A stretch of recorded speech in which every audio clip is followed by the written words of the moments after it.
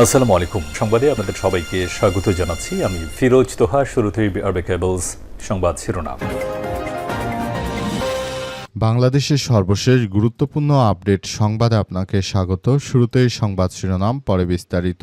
প্রথমেই জানাবো আমাদের হাতে থাকা সর্বশেষ গুরুত্বপূর্ণ সবথেকে তাজা আপডেট সংবাদ। চাঁদা দাবিতে ওসমানী মেডিকেল কলেজে চিকিৎসকের উপর হামলা, আহত ৩।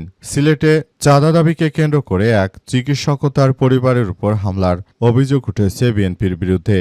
এতে গুরুতর আহত অবস্থায় ওসমানী মেডিকেল চিকিৎসক অধ্যাপক ডাক্তার আজিজুর রহমানকে হাসপাতালে ভর্তি করা হয়েছে।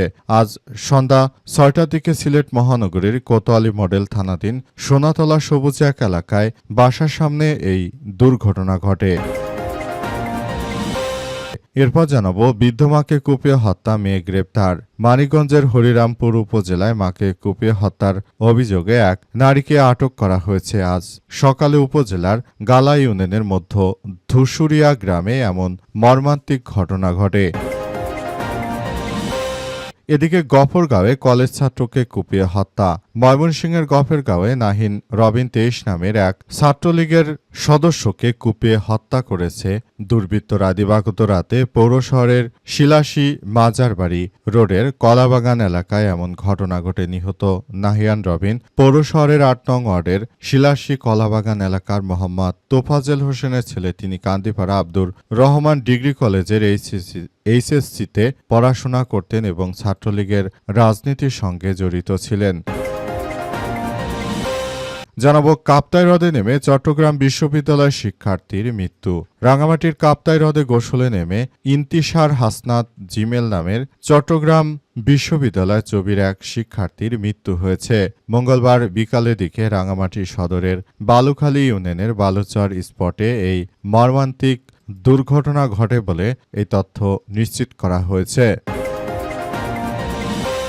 এবং সর্বশেষ জানাবো পটিয়া প্রেস ক্লাবে ঢুকে সাংবাদিকদের উপর হামলা, হত্যা চেষ্টা। চট্টগ্রামের পটিয়া প্রেস ক্লাবে ঢুকে সবাইকে বের করে দিয়ে প্রকাশ্যে সাংবাদিকদের উপর হামলার অভিযোগ উঠেছে বিএনপির নেতৃত্ববৃন্দের বিরুদ্ধে। হামলায় দৈনিক যুগান্তর ও বাংলা টিভির পটিয়া প্রতিনিধি আবেদুজ্জামান আমিরি আহত হয়েছে। পরে তাকে পটিয়া থেকে চিকিৎসার জন্য ঢাকায় আনা হয়। ঘটনায় তিনি থানায় অভিযোগ করেছেন। প্রিয় দর্শক, এতক্ষণ শুনছিলেন সংবাদ শিরোনাম, এবারে বিস্তারিত।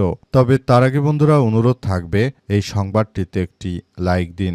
এই চ্যানেলে আপনি নতুন হয়ে থাকলে আমাদের সংবাদটি দেখতে দেখতে চ্যানেলটি সাবস্ক্রাইব করে রাখুন। কমেন্ট করে বন্ধুরা আপনার মূল্যবান মতামত জানিয়ে দিন আপনি বিশ্বের কোন দেশ থেকে বা বাংলাদেশের কোন স্থান থেকে আমাদের সংবাদটি দেখছেন এবং শুনছেন। আর বন্ধুরা, সংবাদটি আপনার সোশ্যাল মিডিয়া ফেসবুকে শেয়ার করে বন্ধুদেরও দেখার সুযোগ করে দিন। গাজা যুদ্ধে আপনি যদি নিরীহ ফিলিস্তিনিদের ভালোবেসে থাকেন বন্ধুরা, কমেন্টে ইয়েস লিখে পুরো বিশ্বকে আমাদের এই সংবাদটি দেখার সুযোগ করে দিন। গাজা যুদ্ধে আপনি যদি নিরীহ ফিলিস্তিনিদের ভালোবেসে থাকেন, কমেন্টের মাধ্যমে সারা বিশ্বকে এই সংবাদটি দেখার সুযোগ করে দিন। এবারে বিস্তারিত। চাঁদা দাবিতে ওসমানী মেডিকেলের চিকিৎসকের উপর ব্যাপক হামলা, আহত ৩। সিলেটের চাঁদা দাবিকে কেন্দ্র করে বিএনপির সন্ত্রাসীদের হামলায় চিকিৎসক ও তার পরিবারের উপর হামলার অভিযোগ উঠেছে। এতে গুরুতর আহত অবস্থায় ওসমানী মেডিকেল কলেজের চিকিৎসক অধ্যাপক ডাক্তার আজিজুর রহমান হাসপাতালে চিকিৎসাধীন অবস্থায় রয়েছেন। সন্ধ্যা ৬:৩০টার দিকে মহানগর কোতোয়ালি মডেল থানাধীন সোনাতলা সবুজ এক এলাকায় বাসার সামনে এই ঘটনা ঘটে। মামলার এজাহারে অনুযায়ী হামলায় অধ্যাপক ডাক্তার আজিজুর রহমান, তার বড় ভাই মোবারক হোসেন ফাত্তা ও ভাবি দেওয়ান মামুনুল হাসান গুরুতরভাবে আহত হয়েছে। এ ঘটনায় দেওয়ান মামুনুল হাসান বাদী হয়ে কোতোয়ালা থানায় মামলা করেছেন। আসামিরা হলেন সোনাতলা রায়নগর এলাকার মৃত ইউসুফ মিয়ার ছেলে, বিএনপির নেতা ১৮ নং ওয়ার্ডের বেলাল আহমেদ ওরফে গুলি বেলাল ৫০, তার রায়ান ১৯, পূর্ব শাহিদগাঁ এলাকার ওসমান মিয়ার 2 ছেলে, তারা সবাই বিএনপি রাজনীতির সঙ্গে জড়িত। মামলার এজাহারে উল্লেখ করা হয়েছে, আসামিরা বিগত সরকারের দোসর চিহ্নিত চাঁদাবাজ। কয়েক বছর আগে অধ্যাপক ডক্টর আজিজুর রহমান ওই এলাকায় 17 শতক জমি ক্রয় করার পর থেকে আসামিরা তার কাছে চাঁদার দাবি করে আসছিল। এর ধারাবাহিকতায় 6 জুন দুপুরে বেলাল রায়ানো লায়েক তার কাছে 5 লক্ষ টাকা চাঁদা দাবি করে চাঁদা না দেয়ায় মূলত ওই ডাক্তারের উপর হামলা করা হয়েছে এবং ডাক্তারকে কুপিয়ে জখম করা হয়েছে। সারা দেশ জুড়ে এমনভাবে এই ধরনের চাঁদাবাজ ও সন্ত্রাসীদের কারণে সারা দেশ জুড়ে এমন অনাকাঙ্ক্ষিত ঘটনাগুলো ঘটছে এবং এই ঘটনায় সবাই আতঙ্কিত অবস্থায় রয়েছে। সবাই জানাচ্ছে যে বিষয়গুলো খুবই গুরুত্ব সহকারে দেখভাল করতে হবে, কারণ তাদের চাঁদাবাজি, রাহাজানি, সন্ত্রাসী কার্যক্রমে সবাই আসলে অতিষ্ঠ হয়ে পড়েছে। দেশ জুড়ে তাদের এই সন্ত্রাসী কার্যক্রম মেনে নেওয়া যায় না। বৃদ্ধ মাকে কুপিয়ে হত্যা, মেয়ে আটক। মানিকগঞ্জের হরিরামপুর উপজেলায় মাকে কুপিয়ে হত্যার অভিযোগে এক নারী আটক হয়েছে।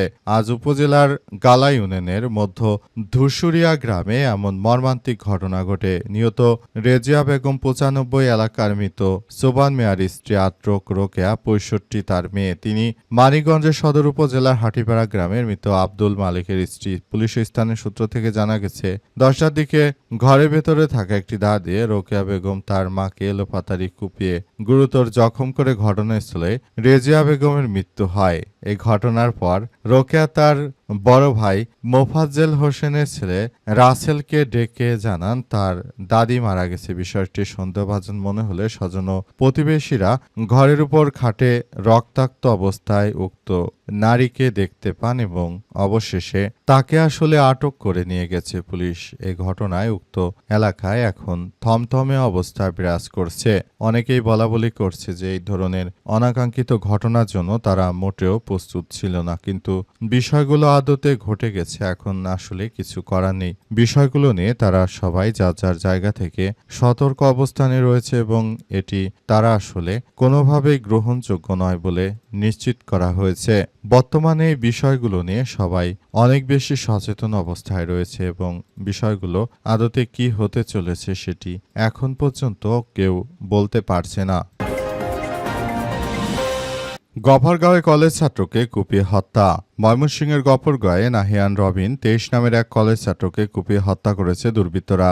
দিবাগত রাতে পৌর শহরের বিলাসী মাজারবাড়ি রোডের কলাবাগান এলাকায় এমন ঘটনা ঘটে। নিহত নাহিয়ান রবিন পৌর শহরের 8 নং ওয়ার্ডের শিলাসী কলাবাগান এলাকার মোজাফফর হোসেনের ছেলে। তিনি কান্দিপাড়া আব্দুর রহমান ডিগ্রি কলেজের এইচএসসিতে নিয়মিত শিক্ষার্থী ও নিষিদ্ধ ছাত্রলীগের সাবেক কর্মী ছিলেন। নিহতের পরিবার ও পুলিশ সূত্র থেকে জানা গেছে যে রাতে বন্ধুদের মাধ্যমে তাকে ডেকে নিয়ে যাওয়া হয়। এরপর তিনি আর বাসায় ফেরত আসেননি।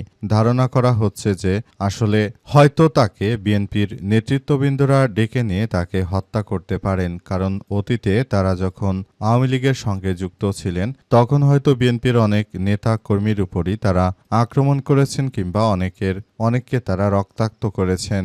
এখন নতুন করে আসলে তাদের জন্য মূলত এই বিষয়গুলো আসলে ঘটছে এমন তথ্যই নিশ্চিত করা হয়েছে এবং এই বিষয়গুলো খুবই গুরুত্ব সহকারে দেখা হচ্ছে। বিষয়গুলো নিয়ে সবাই যার যার জায়গা থেকে পুরো পরিস্থিতি সুন্দরভাবে করার চেষ্টা করছে। তবে বিএনপির নেতৃত্ববৃন্দরাই হয়তো এই হত্যাকাণ্ডের পেছনে জড়িত থাকতে পারে বলে তার পরিবারের সদস্যরা এমন অভিযোগ করেছেন। তবে আদতে হত্যাকাণ্ডের বিষয়টি কিভাবে সংগঠিত হয়েছে সেসব বিষয় পুলিশ তদন্ত অব্যাহত রেখেছে। পুলিশ জানাচ্ছে যে বিষয়গুলো নিয়ে তারা যথাযথভাবে আইনি সুরক্ষা দেওয়ার ক্ষেত্রে তারা কার্যক্রম চালাচ্ছে। তবে এখন পর্যন্ত তারা স্পষ্টভাবে বলতে পারছে না মূলত হত্যাকাণ্ডের পেছনে রহস্য কী। কাপ্তাই হ্রদে নেমে চট্টগ্রাম বিশ্ববিদ্যালয়ের শিক্ষার্থীর মৃত্যু। রাঙামাটির কাপ্তাই হ্রদে গোসলে নেমে ইন্তিশার হাসনাত জিমেল নামের চট্টগ্রাম বিশ্ববিদ্যালয় চবির এক শিক্ষার্থীর মৃত্যু হয়েছে। আজ বিকেলের দিকে রাঙামাটি সদরের বালুখালী ইউনিয়নের বালুচর স্পটে এই দুর্ঘটনা ঘটে। মৃত ইন্তিশার হাসান জিমেল 26 কক্সবাজার জেলার পেকুয়া এলাকার মোহাম্মদ বেলাল উদ্দিন ও শাহিন আক্তার নাসরিন দম্পতির ছেলে। বর্তমানে তারা চট্টগ্রাম মহানগরীর DOHS এলাকায় বসবাস করতেন বলে জানা গেছে।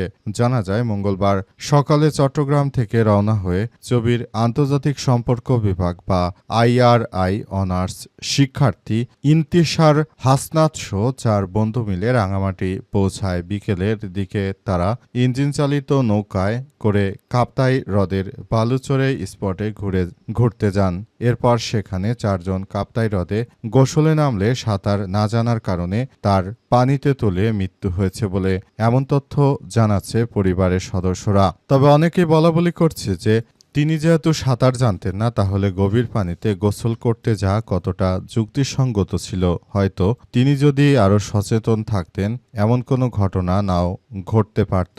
তার অসচেতনতার জন্যই হয়তো এই ধরনের অনাকাঙ্ক্ষিত ঘটনা ঘটেছে এবং এই অনাকাঙ্ক্ষিত ঘটনার জন্য মূলত সবাই আসলে যার যার জায়গা থেকে পরিস্থিতিগুলোকে খুবই গুরুত্ব সহকারে দেখছে। তবে এখন পর্যন্ত বিষয়গুলো নিয়ে কোনো কার্যক্রম আসলে চালানো যাচ্ছে না।